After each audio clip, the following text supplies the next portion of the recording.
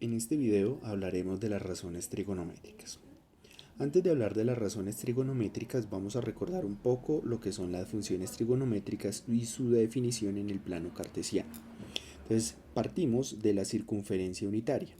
Como partimos de la circunferencia unitaria, podemos deducir que el radio es 1.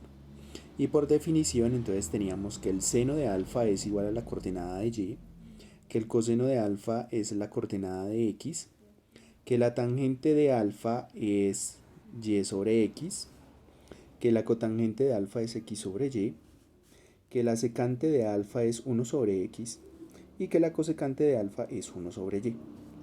Esto sucede cuando el radio es 1.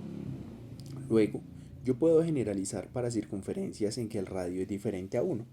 Entonces, cuando el radio es diferente a 1, que sería el planteamiento sin la circunferencia unitaria, sino solamente estructurando el triángulo rectángulo partiendo del origen como centro de mi triángulo o como uno de los vértices del triángulo y el lado inicial coincidiendo con el eje X.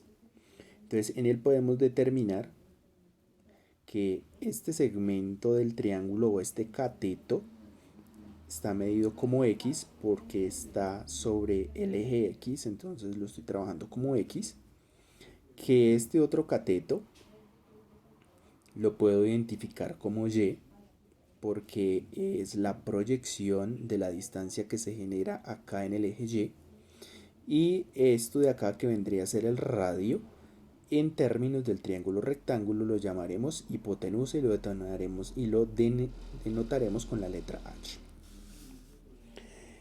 Teniendo en cuenta eso, entonces, sabiendo que el radio es diferente a 1, entonces la definición de las funciones trigonométricas sería seno de alfa, la coordenada de y sobre el valor del radio. Coseno de alfa, la coordenada de x sobre el valor del radio. En el caso de la tangente, sigue conservándose y sobre x, lo mismo que en la cotangente, que se sigue conservando como x sobre y. Para el caso de la secante, tendremos el radio sobre x, y para el caso de la cosecante tenemos el radio sobre y. Ahora, vamos a sacar ese triángulo rectángulo del plano cartesiano. Entonces vamos a identificar en él los elementos del triángulo rectángulo. Entonces en el triángulo rectángulo, los dos lados que me forman el ángulo de 90 o que tienen la forma de la L mayúscula se conocen con el nombre de los catetos. Y el lado restante es el valor de la hipotenusa. Entonces hay que tener en cuenta lo siguiente, que como tengo dos catetos, entonces uno se va a llamar opuesto y el otro se va a llamar adyacente. ¿Qué hace que sea opuesto o que sea adyacente? Entonces nos vamos a ubicar como referencia para este caso en el ángulo alfa. Entonces hablo de cateto opuesto al cateto que está precisamente al frente del ángulo. Entonces en este caso el cateto que está al frente del ángulo es este de aquí. Entonces ese vendría siendo el cateto opuesto al ángulo alfa. Ahora, ¿quién es el cateto adyacente? Pues es el otro cateto, el que no es el opuesto. Entonces el otro cateto del triángulo rectángulo es este de aquí. Entonces en este caso el cateto adyacente a el ángulo alfa vendría a ser x y el opuesto vendría a ser y.